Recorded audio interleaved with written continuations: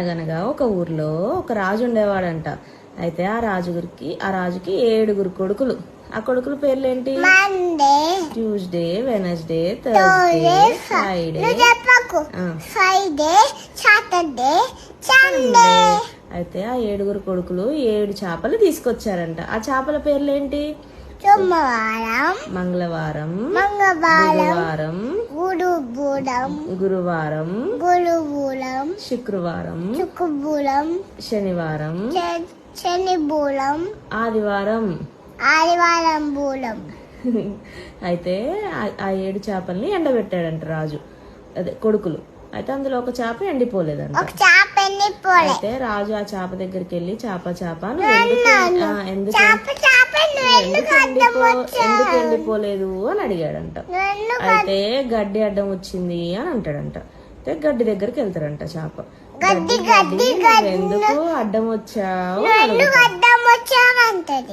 అయితే గడ్డి అంటది కదా, ఆవు నన్ను తినలేదు అని అంటదంట. అయితే ఆవు దగ్గరికి వెళ్తాడంట చేప.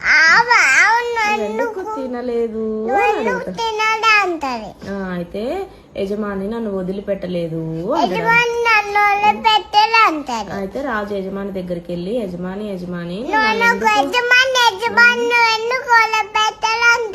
అయితే అవ్వ నాకు బువ్వ పెట్టలేదు. అయితే అవ్వ దగ్గరికి వెళ్తాడంట.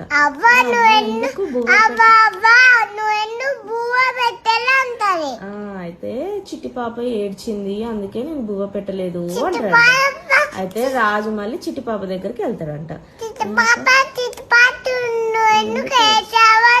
అయితే చీమ నన్ను కుట్టింది అంటదండి. అయితే రాజు ఏం చేస్తాడు? చీమ దగ్గరికి వెళ్తాడు. అప్పుడు రాజు ఏం అడుగుతాడు? చిట్టి పాపని ఎందుకు కుట్టావు నువ్వు అని అడుగుతాడంట. అయితే చీమ గట్టిగా సమాధానం చెప్తుంది. ఏం చెప్తుంది?